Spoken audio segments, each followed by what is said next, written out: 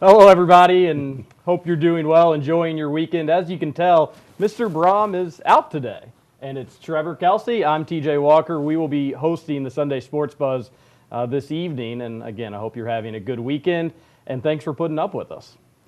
Yeah, that's right. We get to be on TV this time again. We get to be on TV. It's you and me. Last time we did it, we did have wings. There's Yes. no wings today. I was promised wings. I'm highly upset. No wings today, but we've got an hour, and we're going to make good with it. We're going to have a good time. Plenty to talk about on tonight's show as we have the bowl selections came out earlier today.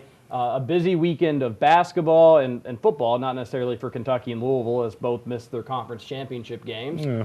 But, hey, it was a year where there was actually a chance Kentucky and Louisville competed for a spot in their conference championship game. That always hasn't been the case, but both fell short. Maybe Louisville a little closer to actually reaching. They'll compete for television rights on New Year's Eve in local taverns all through. And that's what we found out today is that on New Year's Eve, early. If you're one that likes to party New Year's Eve night, you're gonna have to pace yourself if you're a Kentucky and Louisville fan because. Or get started very early. You're gonna get started very early, but again, it's gonna be a long day for you because both teams will play not against one another, but they will play at 11 a.m. in their respective bowls, and that is with Kentucky going to the TaxSlayer Gator Bowl. We're just gonna call it the Gator Bowl, and then Louisville going to the Buffalo Wild Wings.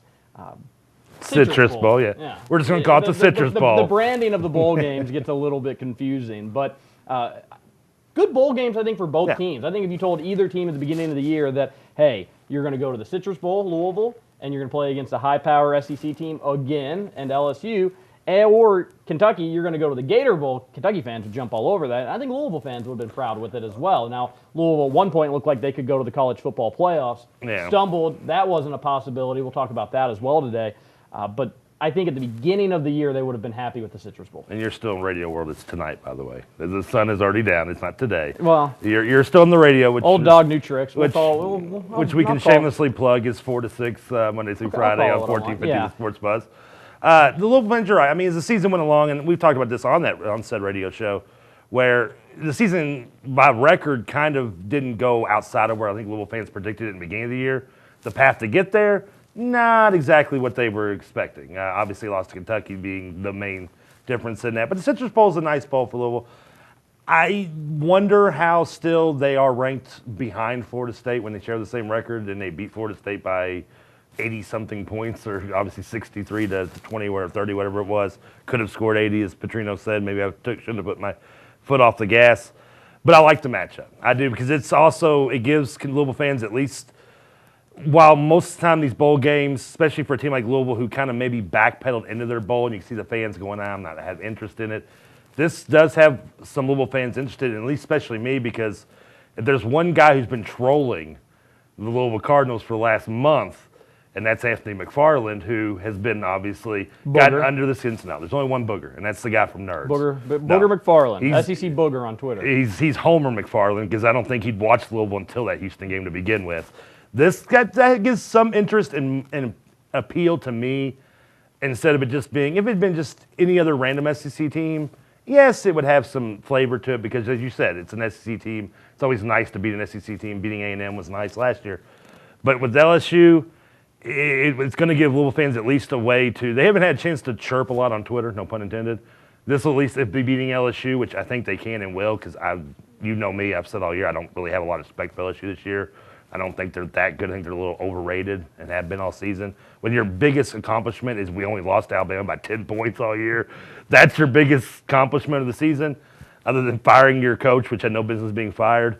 I'm not big on them. I like Louisville going into this matchup. I think it'll be a fun matchup too, and one that Louisville, maybe Lamar Jackson can blow up and show it's not just him and the dudes. These guys have other names. Well, we'll talk about that game. And one issue for me is that LSU's defense. If Louisville had a tough time scoring against Houston, now this won't be a true road game down in Orlando for the Cards, but if they had a tough time scoring against Houston's defense, then I think LSU's defense will be able to cause some havoc. And I do think there is some truth to it, and even going back to the Kentucky-Louisville game, where's Louisville at mentally? Because I think that they just got so deflated in that loss to Houston that maybe even for the Citrus Bowl they won't be able to bounce back from.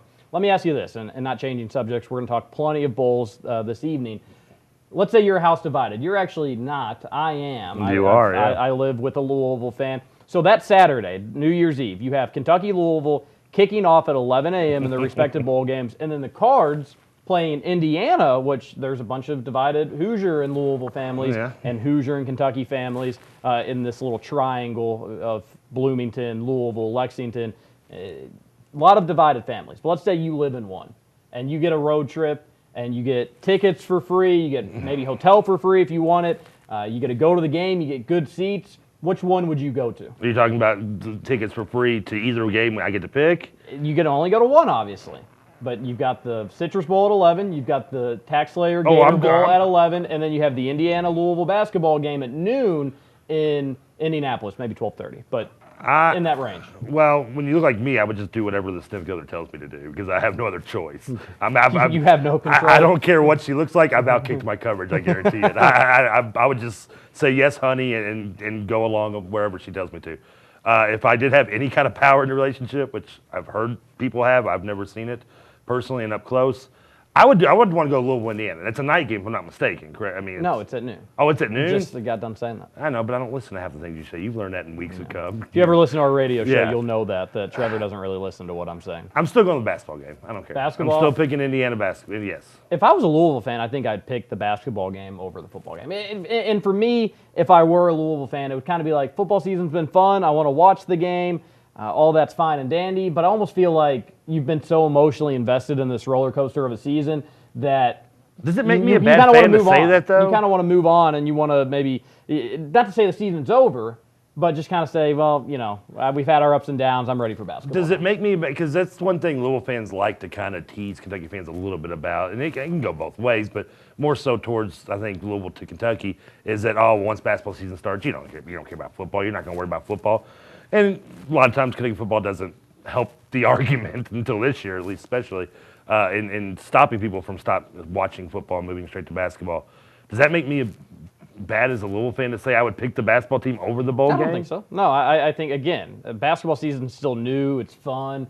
It's sexy. You don't know what this Louisville team's going to do. I just said the same. It's kind of the honeymoon phase of a relationship with this basketball team. Where the football team, you're mad at the offensive line. You're sick of seeing that. You just lost to Kentucky in a game that you had no business losing. I understand your You get Lamar Jackson back next year. You do get him back. You're not seeing his last game. At the end of the day, what does this bowl game really mean? If you win, great, cool. You get a fun trophy. You get to say you beat an LSU team. It could help with recruiting. But if you lose, what happens? You're going to drop in the rankings a bit, and then that's that. Lamar keeps his Heisman trophy. You get trolled by Booger a little more. You get trolled a little bit more, and people maybe talk a little trash. But I do want. We're going to head to a commercial break. When we come back, we want to talk about the matchups a little bit. How does Louisville stack up with LSU? How does Kentucky stack up with Georgia Tech? Two fun games, I think. I think so too. And the style of play, I think, is going to be very entertaining. But how do they stack up with Georgia Tech? And then we're going to talk about ratings out of those three games, because that's Saturday morning. If you're a bar owner, you've got to be very, very excited, because most people don't have three. There's going to be a fight. It's not like you're going to be able to set up. Oh, there will certainly be. And it's going to be over who gets the big screen. That's the sad part. It is. I want to talk with you about what game you think will have the highest ratings. But this is the Sunday Night Sports Buzz. We will be right back.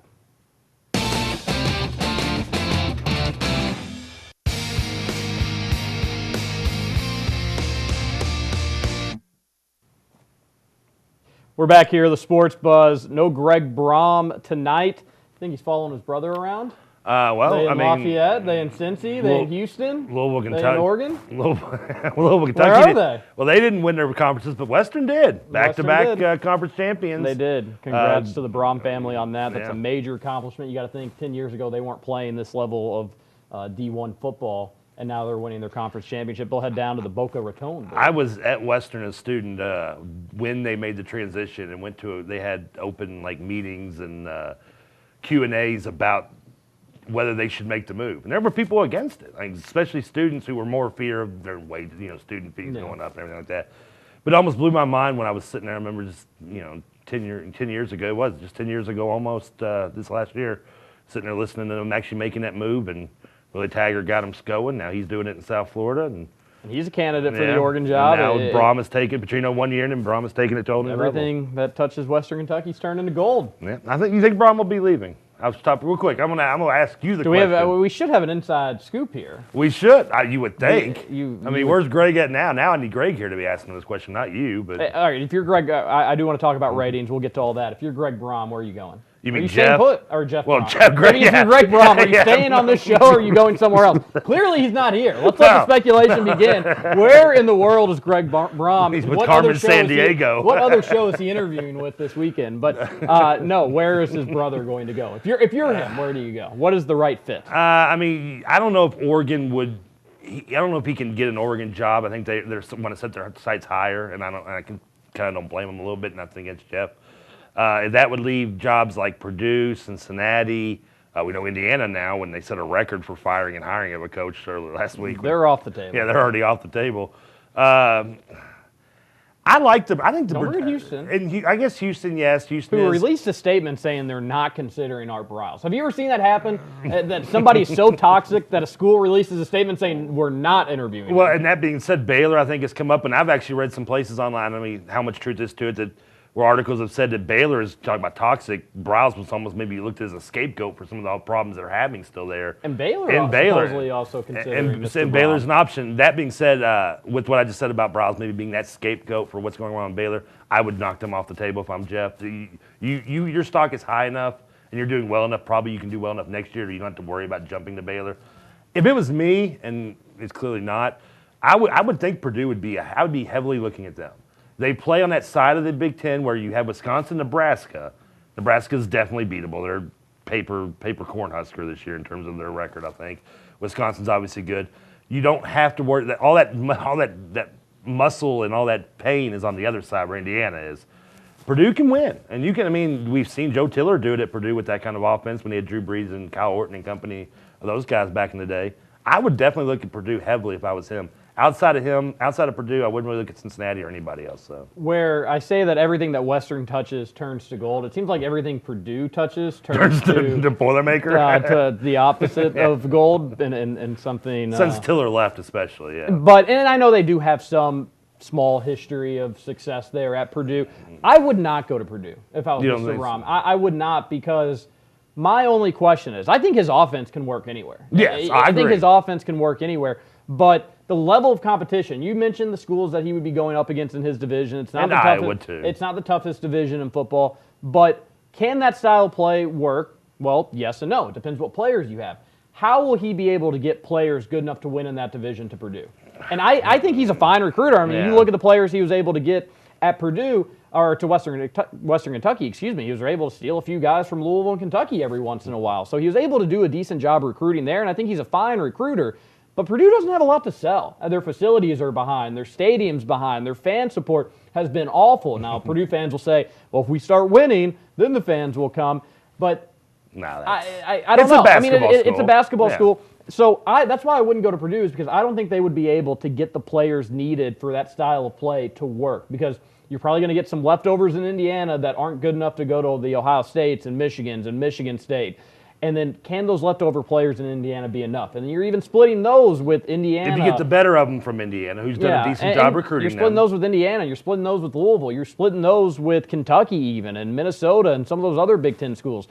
So I don't know if those players, the leftovers from the regional schools near Purdue and Indiana and maybe in Michigan and Ohio, I don't think he'll be able to recruit the South as well to Purdue, because if you're why would you want no offense, why would you want to go to West Lafayette if you're from Florida?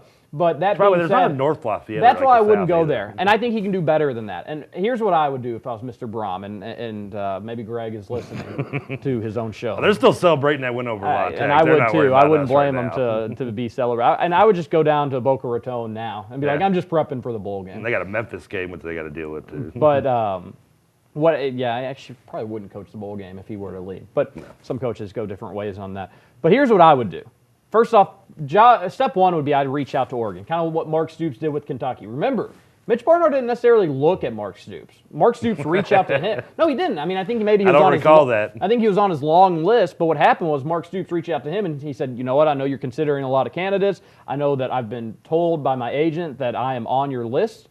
I want to come meet you. I want to tell you on what I can do. You can interview anybody else. I'm okay with that, but I want you to know how eager I am to get this job. So he was like Jacqueline Gale off of We Are Marshall. He's the one that called him and said, come out and see me in Ohio. It was similar to that. But And I think that impressed Mitch Barnard. He was like, wow, this guy's really hungry to take over a program. He really wants this job. If I was Brom, I'd try to do that at Oregon. May work, may not work. Probably would not because he'd Oregon, be perfect for Oregon, too. It'd be awesome. It'd be an idea. Fit, yeah. And Oregon's a place that recruits itself. I mean, they've got top-notch facilities. You've got Phil Knight just handing out not to recruits, but to to whoever. I just think Oregon's head's too big to go after Brom. I think they want somebody with a bigger name, and a little bit more. Which is their own problem. And that's why I think ultimately he doesn't end up at Oregon.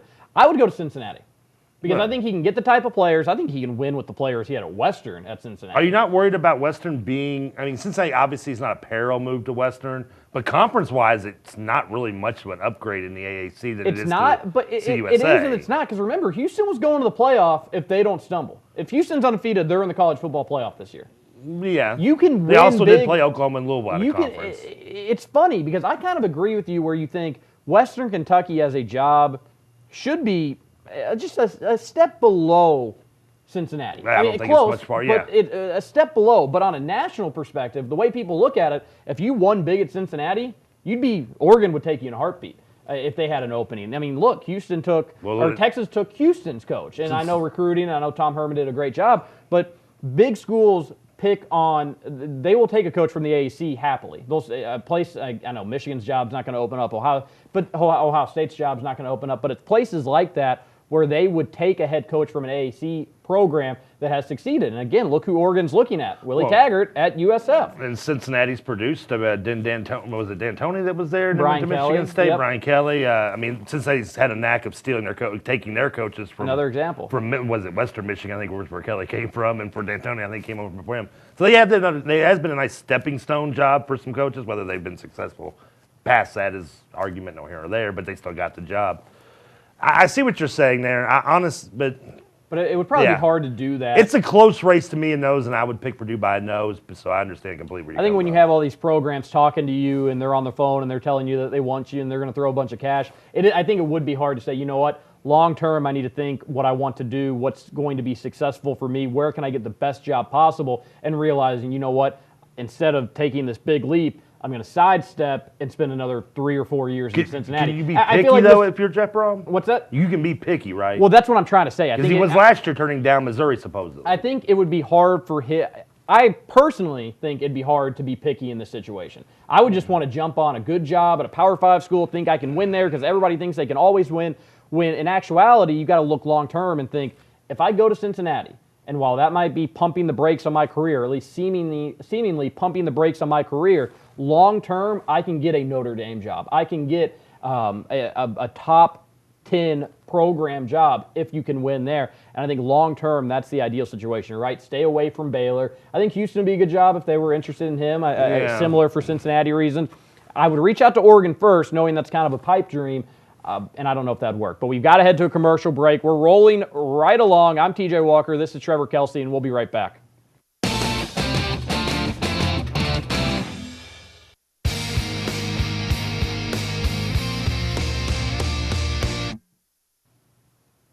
Hey, it's us again.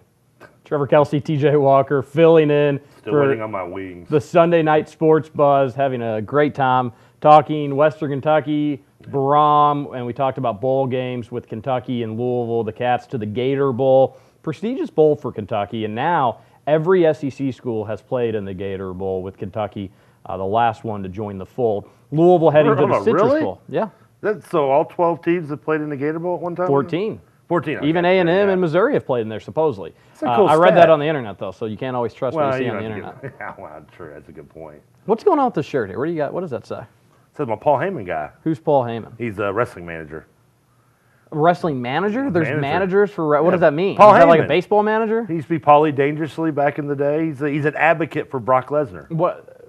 So he's the voice of the voiceless. What? He's a wrestling guy. You don't know Paul Heyman? You don't remember Paulie Dangerously back in the day at WCW? No. Dangerous Alliance?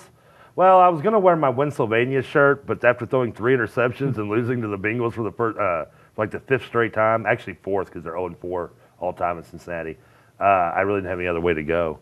I couldn't wear it. Packers won today, so you're good. You can wear your ugly sweater with your Packers. I guess I could have still worn my Eagles gear, but there's a wrestling pay-per-view tonight, so I went with the wrestling. Yeah, you were saying that during the commercial, you said, I don't have an ugly Christmas sweater. You came and back I told with him that I don't either. This is just a very nice, Beauty classy. is in the eye of the beholder, right? Yeah. But anyways, well, I have. Are you a Paul Heyman guy? I have no idea who that is. You should just say yes. No. You're a Paul Heyman Hate guy. him. Paul Heyman guy. He's a punk. No, it's CM Punk. He's a Paul Heyman guy. You're such a nerd. You're such a nerd. All right, we're sorry. We're sorry about this. I thought it was going to be somebody cool. It turns out to be a wrestling manager. Anyways, Kentucky played some basketball this weekend, and Louisville did as well. And I'm sure we'll probably get to Pitino's just ridiculous comments. Do you think he, again, I think he's just, it almost reminds me of like Inception, the movie. And if you haven't seen it, then, close your ears if you plan on seeing it. But it's like 7 years old, so kind of on you if I spoil it. But I almost think he's like, he's so full of BS that it's like getting layered now. Like he doesn't even know how to get out anymore. He just keeps going to like a different layer of BS where he doesn't know what he's talking about. You know what I find more funny? He said it was the toughest place to play. And he said it was the best guard performance against him, which it was an impressive guard performance because they did try to double and triple team him, and he was still knocking down pretty much everything he did took. hit some ridiculous shots. He did. What makes me laugh more, I think, to this point, it's not what Pitino says when he makes these comments. It's the uproar Kentucky fans get in by it. They get the panties in a ruffle. Oh, no. Just, like no one else. I hope when he retires, when he retires, he says, listen, guys, hyperbole was my thing. Like I was trolling you all the longest time. Obviously, frickin' Grand Canyon's not the toughest place I've ever played. It was impressive though. It was a cool crowd. I watched it. Yeah, the broadcast was cooler than the game itself. No commercials, a little scrolling Twitter line. I hate the scrolling Twitter. They had the yellow, like as if a penalty flag was going to go out there. Every time there was a flag, it said foul. I hate the scrolling Twitter because highlights. Yes, go all right. So, and you can't see the scrolling Twitter on there. I just kept losing track of the game because I kept reading the scrolling damn Twitter. And then they kept repeating it. There was like 2 minutes left in the game, and I guess there was only maybe like 20 tweets they were scrolling through, rotating, because they kept showing what a halftime lead Grand Canyon has, what a shot, and it's like there's 2 minutes left in the game. And my favorite was a Louisville blogger who kind of beat me to the punch. I'll give him credit. Steve Rummage is his Twitter account. Put on there, I just tweeting this so that I can show up on the scroll. And it showed up there? And it came up. I wanted to tweet something funny. I wanted to put something like that, and when I read that, I was like, he beat me to it. So hat tip to the Twitter handle, Steve Rummage, who is a blogger, Louisville blogger, and locally, who does a good job with it. So I thought that was funny. But yeah, the game itself, I mean, and Michael Bush being there. Wow, that was like the most random appearance by a Louisville player. I didn't see that. They interviewed Michael Bush. She is married to Ben Simmons' sister, I found out. That's even crazier to think about. Holy athleticism. Great atmosphere. First time I'd ever seen a prayer before a tip-off at a game, because I didn't know it was a for-profit university. And but Louisville played sluggish. I think the atmosphere obviously affected them a little bit. But again, this is a Louisville basketball team that still offensively is obviously not come along as quickly maybe as Pitino was thinking they would, or Louisville fans thought they'd be coming into the season with the upgrade of Mitchell's playing time and Snyder, of course, being a junior now, and Adele. A lot of it's mainly shot selection to me. I think it seems this team is, the offense is there. They just sometimes don't trust the offense system is enough. And you see Snyder sometimes taking bad shots, Mitchell taking bad shots. Snyder's much better of a shooter, I think, this year than his stats show. And a lot of it's because he just does not, the shot selection has not been the brightest. Well, and even with Deng Adele as well. This is something I talked about all offseason, one of my biggest questions with you all heading in, and we talk about it on my radio show a lot. 4 to 6 on weekdays, 1450 The Sports Buzz, the Sports Talker with TJ Walker, a little shameless plug there. They're not showing you doing the thumbs up. We'll get back to that next time they show you do it. We'll try it again. But no, something I talked about the offseason is one of my biggest questions with U of L this season was they didn't have a sure thing score. They didn't have a sure thing. And you had, in years past, Terry Rozier and Damian Lee last year and Russ Smith, obviously, to go back a little bit further. And those guys you knew were going to get double-digit points, generally probably closer to 18 or 20 points. They were going to score, and everything else would kind of work its way out outside of them. There'd be good depth outside of that, but average depth. And I think the fact that you don't have a sure thing this year, the team is kind of unsure about itself. It's like, who's going to step up? And I think some of the guys are a little hesitant to take shots because they don't want to be selfish. It is an unselfish team for the most part. And I think they don't want to be selfish. They don't want to force shots because they don't really have the credibility to force those shots yet or try to take over a game. I think it's something that eventually will work itself out.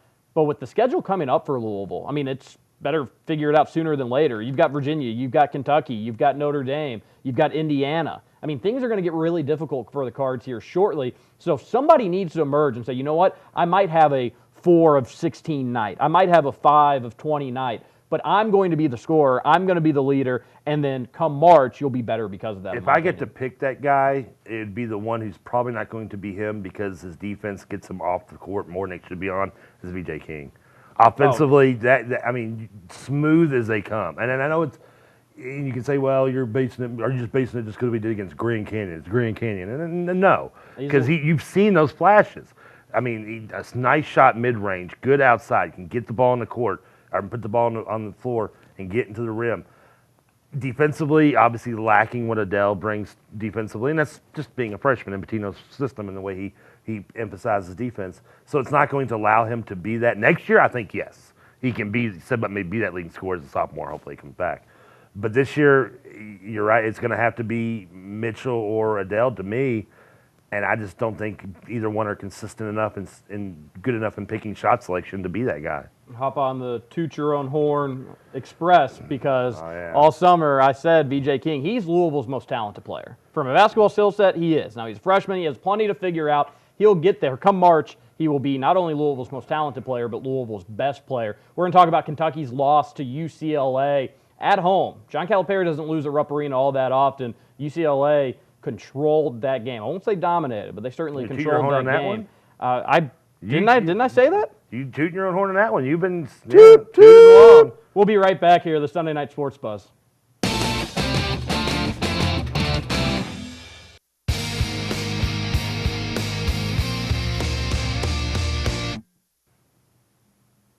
Surprise, we're back.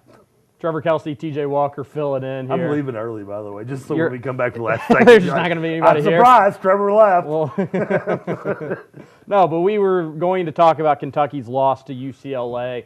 John Calipari, undefeated at home in 2010, 2011, 2012, 2015, 2016. And there's that year no one ever talks about in Lexington, 2013. Well, they weren't undefeated then at home, and they weren't undefeated in 2014. Now in 2014, they go to the national championship. Kentucky fans look at 2013 season like Germany looks at the 40s. It's like it didn't exist. It didn't happen. You love using that Family Guy quote. I love it. Everyone's on vacation. It's good. But maybe people don't listen to you as much as I do. But they don't. You love using that quote. I know I do. Good. But no, you're right. Kentucky fans like to forget about an NIT year where they started ranked in the top 3. You're right about that. They do like to generally forget about that. But so many undefeated seasons at home for John Calipari. 2016, 2017 will not be one of them as UCLA knocks off the Cats 97-92 in a game, like I said, UCLA controlled for the majority of that second half. They go on a late run at the end of the first half, have a nice lead, and you're thinking, okay, Kentucky's going to come out of the gate strong in the second half. They're going to. I thought eventually, when the game was going on, they were eventually going to wear down UCLA because UCLA is not an overly deep team, and Kentucky goes a little bit deeper into their bench. Didn't happen. Seems like UCLA got better as the game went on. Kentucky had a last-ditch effort, was down 3 very late with about a minute left or a little under a minute left. Free throw. They tried their best to get that game away. They did, and credit to Kentucky not giving up. They were knocking down threes. And they were hitting some shots. Malik Monk started to get going, and I think that was one of the. I forget exactly what he finished with, but 24, 25 points in that ballpark. Very quiet game, and I think that goes to show how good Malik Monk is. Something else I've been saying on the Toot Your Own Horn Express, UCLA is a good team. I mean, they are legitimately a top 3 team as of right now, and they have the type of scoring. They have the roster build up that reminds me of a national title winner. They have a very steady, smart point guard who's only going to get better in Lonzo Ball. They have Alford, who's experienced. He's a good scorer at the 2 guard. He's finally playing his natural position. Sneaky athletic. What's underrated is their sneaky athletic front court. Yes, yeah. And this is, again, an inside joke on our radio show if you don't listen to it, where commentators will call white guys sneaky athletic. And we find it insulting. And we do. We're not sneaky, and we're not athletic. Yeah, either one. No, but they had a sneaky athletic front court with Welsh, the big goofball, as I like to call him. And then TJ Leaf, the freshman who Kentucky looked at. He was once committed to Arizona, decommitted. Kentucky really tried to get in the picture. Where's he from? Is he from California? He is from California. Right. And he looks like a California kid. He does, doesn't he? Yeah, he did. But I said this past week that an underrated part of this game is how Kentucky's front court plays, because UCLA's front court's good, and they couldn't match him. That's where UCLA won that game. And Bam Adebayo had an okay game. Last year and this year. It's so bizarre. Bam Adebayo will have he will miss these bunnies, the easy shots that even you and I could make playing in basketball, and then he'll make these just ridiculous shots. It's like, that has no prayer of going in. That happened last night against UCLA. But they had no answer for TJ Leaf. They had no answer for Welsh, and those two really feasted, and they had no answer for a few other guys in the backcourt. I'm playing, and I don't do this often because I think he's a good coach, but I'm putting the blame on John Calipari. I think he is the reason they lost. Did he get out coached? Which I find hard to believe, because anybody's listening to our show, I'm not a Steve Alford coaching fan. I don't know if he necessarily got out coached, because I don't think it was necessarily things that Alford was doing. My biggest problem with and UCLA has a great offense. Kentucky won't see a better offense like that all year unless they play Duke in the tournament or unless they play UCLA again in the tournament. Two things that could very well happen. Balanced and depth offensively, yes, I agree. I just think overall offense, but I get your point. Right. But that being said, with this UCLA team is, why in the world would you extend your defense 40 feet and play in somebody's jock that far out from the court? And they did that the entire game. And why I think John Calipari did it is because he wanted to start the game thinking, UCLA doesn't go to their bench all that often. They're not a deep team. If we do this, they're going to wear down. Smart idea. I get that. That makes sense. They start the game doing that. Ball turns it over. Ball turns it over. Ball turns it over. UCLA turns it over. Kentucky gets an 8-point lead. And you're thinking, at least for a moment, Kentucky might blow this game open because they can't handle the pressure. They haven't seen a defense like this. They haven't seen speed and athleticism like this. They're going to eventually turn it over. Well, Alford took a timeout, calmed them down. I think they kind of got accustomed to the noise of Rupp Arena. This was a 9:30 a.m. game for them. I think they just needed a little time to settle down and figure things out. Their first probably true road game, too, if I'm not mistaken. It is their first true road game. And then they were able to settle down. They were able to figure things out. And once they did that, I bet they were thinking Ball and Alford and all those guards and Hamilton and Holiday. Okay, so if you're going to play me this far out, all I have to do is make one step and I'm already by you. Yeah. All I have to do is make one step and I'm by you, and guess what happens to the rest of the defense? They panic. Collapse. They panic because starts ball chasing. Exactly. And then one pass, guess what? Now you chase over there. One pass, the defense was just off tilt after. This was like too good of a shooting team that the ball chase. That's the thing. You cannot do that when you have 5 guys on the floor that can shoot.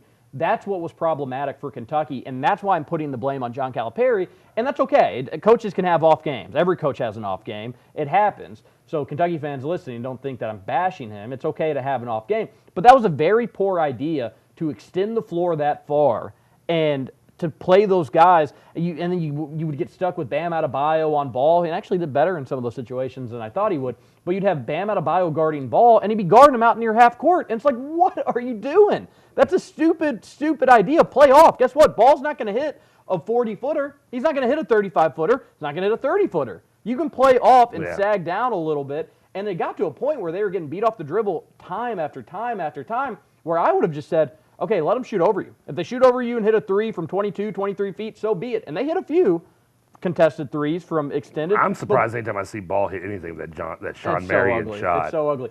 But that's fine. It got to a point where it's like, stop getting beat and getting lost on defense and having to help and everybody have to shuffle over. Just play it straight, play off, and guess what? If they shoot, you'll also be in a better position to rebound, because that was another issue, is they'd be so out of sorts when UCLA would rarely miss, it seemed like.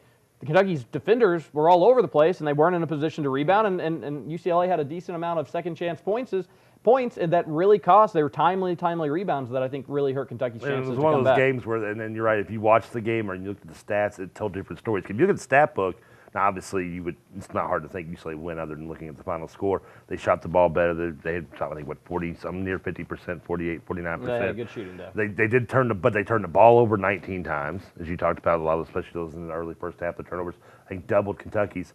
And Kentucky had out-rebound, I think maybe I'm a total out-rebound, but had 19 offensive rebounds to UCLA's 11.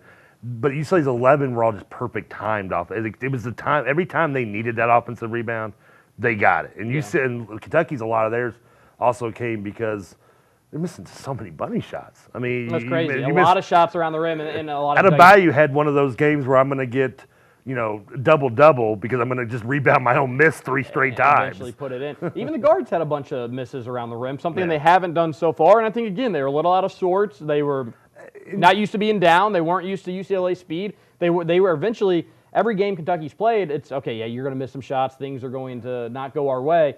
But guess what? We'll eventually figure it out, and the other team won't go on a run. UCLA they never let off the gas. So I think Kentucky panicked a little bit. They're a semi-veteran team with Alfred's an upperclassman, Hamilton's a senior. Holiday has been around for a bit. Welsh is a sophomore. Welsh is a junior. Yep. I mean, obviously Leaf and Ball are underclassmen and freshmen, but they have some more veteran leadership. One thing that stuck out to me, and it kind of annoyed me, and I don't know how much it bothered Kentucky fans, Isaiah Briscoe seemed to just lose his cool a lot in the second half. He did. And I'm amazed he didn't get teed up. At one point, it seemed he committed, and he did commit like 2-3 straight fouls, and each one it was just like he's on the playground. He's throwing his arms up, whining. He's a very emotional guy. And I get that, but sometimes you've got to deter that a little bit. Sure. And if you're going to be the leader, if you're going to be the second-tier guy, that's fine. Wait a second. But if you're going to be the leader, getting a breaking.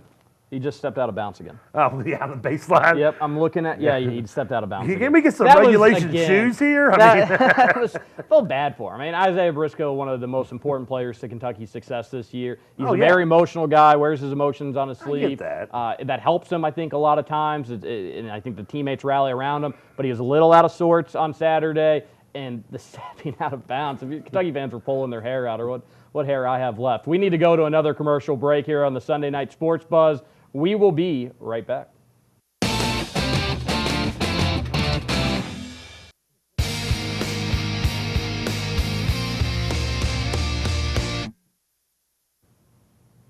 Trevor Kelsey, I'm TJ Walker. We're having a good time tonight on the Sunday Sports Buzz, filling in. At some point, they're not going to let us fill in anymore. And they're going to be like, no, we cannot give you the keys to the car. You think Dugan was like, Weston got to play conference championship game. Now Greg's going to be out, and I got to call TJ and Trevor. And I'll just tell Trevor I'm giving him wings again. He'll show up, and then when were you really told that you were getting wings? No. Is that okay? No, I don't want to tell him under the bus. I was just kidding. All right. Because if so, then I should get wings. We're going to get maybe during the radio show this Trevor, week. like weenie. we would be catered some That's wings. okay. I got a meat lover's pizza in the trunk. I'm all good. So let's talk about this here with Kentucky basketball. Yeah. How concerned should UK be? How concerned should Calipari be? How concerned should Kentucky fans be with this home loss to UCLA? Oh, well, you're like Jimmy Stewart now hanging on the bridge. You're like, did I do it? Should I jump? It's a wonderful life. Let's take a flashback and see what your life would be if Cal wasn't there. No, you're not worried. You're not worried at all. I just don't know what you're talking about. You're not worried at all. You lost to UCLA, a team that you lost to last year, a good team, probably the best, statistically the best offensive team this year, a team that came in averaging 11 threes a game, 6 guys in double figures a game, double figure scoring, a top 10 or 11 borderline top 10 team. You're not worried at all. You're young. Yes, this team is better than you right now. And they showed it on Saturday that they're better right now. Now, does that mean they're going to be better than Kentucky on February 22nd? No, it doesn't mean it necessarily. And they might be. I don't know. They might not be. Kentucky will be okay. What about February 21st? I think then you might be in trouble if you can. I was just lucky I didn't say like 31st like a moron on February. Yeah. Well, and you are right about that. I wouldn't panic just yet, but I will say this. The bad thing about losing at home to UCLA is I do think that puts pressure on the UNC game in Vegas here in 13 days. I think it puts pressure on the Louisville game, and I think it certainly puts pressure on the Kansas game. There should always be pressure on the Louisville game in every situation. Well, I would disagree with you there, but I at least understand what you're saying. 1-8. But but my point is when you're looking at Kentucky's schedule, you had Michigan State, you had UCLA, you had UNC, you had Louisville, and you had Kansas, and you knew those teams were good. You knew those 5 teams were good. 4 of them still are. and you knew that those were your chances at quality wins. And you're right. That's down to 4 now. Yeah. This is counting with Trevor and TJ. That's 4. We're down to 4 now. And you already missed on 1 now. So now you're down to 3. You need to find a way to win at least one of those games. Why? What happens if you... Because what if you go into March and you haven't beaten... Your best win is Texas A&M. If your best win is Florida. Well, if you win the SEC championship... And you know you're going to stumble in the SEC on the road a time or two. So let's say you go Let's say you go 14-4 in the SEC. You lose to. That's a stretch. You lose to UCLA. You lose to UNC. You lose to. What are the team I'm trying to think of? Kansas and Louisville. Now, so UCLA, UNC, Kansas, Louisville, and then 4 in the SEC, and you have 8 losses. If you lose all three, well, one, I don't know if they'll lose 4 games in the SEC play. I don't think it's crazy. If they can't beat UCLA, and I know UCLA is a really good team, but if they UCLA is can't beat, better than anybody else in the SEC. well, without a doubt. Kansas is better than anybody else in the SEC, and so is UNC. And but we've seen John Calipari teams trip up in the SEC on the road. You're right, and I think they could lose maybe 1 or 2. I think this is a team that might end up probably only losing maybe 2 games in the SEC. I think they're talented enough and have enough. They're good enough to do that. I don't think they'll lose the 3 big ones that they have left. Now, if that's crazy, say they do, which that would be awesome because I'm a Louisville fan and nice to see you get a win, especially after the football game. But L1C4, baby. 1-8. I know. That's all I've heard all the last 2. That's all I hear all the time. I'll never forget the record. It stays embedded in my brain. If they do lose all 3 out of the rest of North Carolina, Kansas, and Louisville, and they say they lose 2 games in conference, which is what I think would be more predictable, it's not good, but you're still looking at probably a top 3 seed and maybe a 2 seed in the NCAA tournament. That's the case. Maybe not a 1. I don't know. It depends how things fold out. Possibly other teams will start losing, and you still get that 1 seed if that's the case. Probably more unlikely with all 4 losses to those big teams, but still possibility. I don't think you're running for the hills. I don't think you're that hitting the panic button even if you lose. Well, so I think even if they go 0-3, you can panic a little bit, but I don't think it's necessary because you're going to dominate the SEC and still be a top 3 seed. And then when it gets to March Madness, it's a 1-game situation, and we've seen how Cal can perform in that situation, at least at Kentucky, especially in the clutch, no matter what his seeding is. I think more likely if they go 1-2, I think it's more maybe.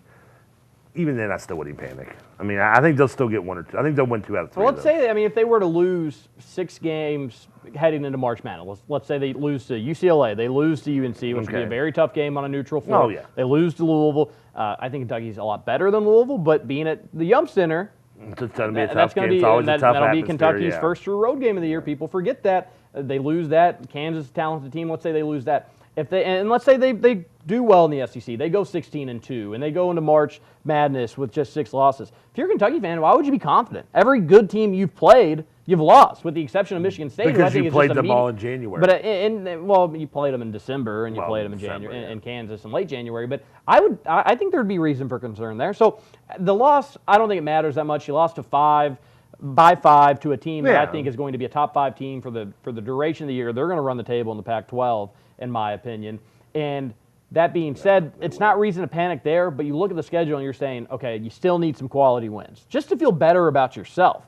You need some quality wins. You need to maybe knock off UNC in Vegas. I think that's going to be a very tough game. I would pick UNC to win that game. You need to find a way to win the Yum Center. Cal has Rick's number, but at some point it's like the pressure builds up and you know that Louisville fans want that game desperately after Kentucky wins the football game especially. And then the Kansas game in Rupp. Kansas is a similar team to UCLA. They're not as good offensively, but they have some pieces. Josh Jackson is a very talented freshman. When is that game again in January? How 28th. Late?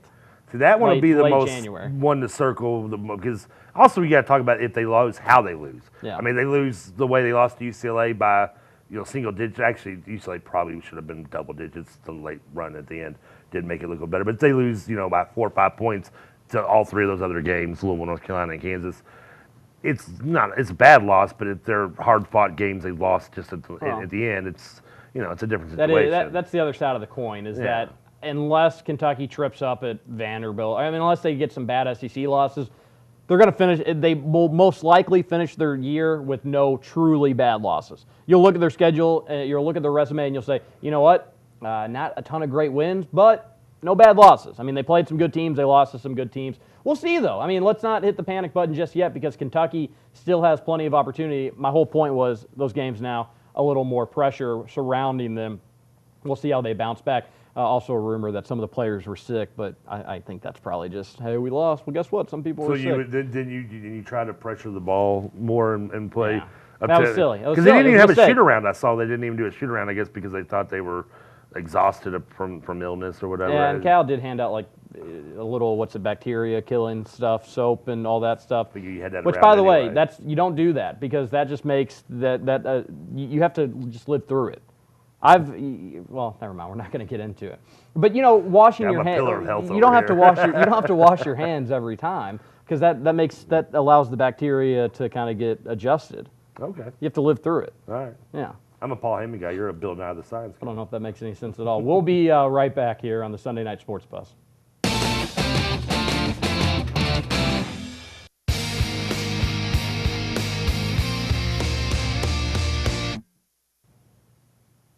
Anybody who's listened to our radio show knows that sometimes we'll start a topic or at least say that we're going to discuss a topic and then forget about it altogether or maybe not get back to it until the last segment of the show, and that's exactly what we're doing. Ratings, New Year's Eve, Kentucky in the Gator Bowl, Louisville in the Citrus Bowl, Louisville, Indiana basketball playing in Indianapolis to ring in the new year. Highest ratings on that day between those three games, because obviously the college football playoffs will win the day with the Peach Bowl, Alabama, Washington, which we didn't get a chance to talk about that, and which was just a complete. The college football committee is a fraud.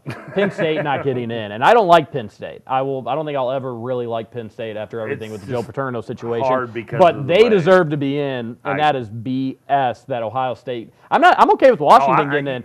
I'm not okay with Ohio State getting in. I'm not okay. And then I know we're going to get ratings, and this is scary because I agree with you. If I had to pick, I would have gone probably my four had been Alabama, Clemson, Washington, and Penn State. Boom. And all the argument kept being Penn State versus Michigan. I'm thinking, why? I mean, I know Michigan beat Penn State, and you're kind of chasing your tail with that whole we beat them, they beat us type thing, which is why it needs to be 8 teams, the 5 big conferences get automatic bids for their champion and 3 wild card, and it's all. Boom, we're done. Do it all in January, and then if you work it out right, you'll have your championship game the week before the Super Bowl.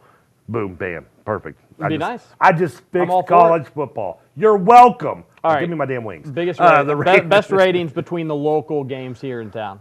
Do we count Southern Indiana in the ratings area? Because I might lean towards the basketball game if we do that. We're in Louisville. I know. Man, I think it's going to be awfully damn close. Man, I've had all an hour to think about this. All right, I mean I'm going to go back. I'm going. No, final answer. The basketball game still better ratings. And let's look at no, wrong. It's going to be the best ratings, and this is somebody that writes for a Kentucky site, does a UK centered, mostly. We talk about everything. Yeah, so you won't be biased in this answer is what you're telling me? I'm not being biased. It'll be the U of L football game. You think so? Because you're going to have the Heisman Trophy winner, and you're going to have LSU, which is a national brand, and a lot more people will watch that. Kentucky, Georgia Tech, well, I think that game's going to be really fun to watch because I love a good rushing attack. Be old school, That's going to be a really fun game to watch. That won't, because people outside of this state and outside of Atlanta, they don't care about Georgia Tech and Kentucky. Those aren't national brands. Louisville's not either, but LSU is. And they're going to be watching that game. And also, while Louisville's not a national brand, people do like Heisman winners, and Lamar Jackson's still going to win the Heisman.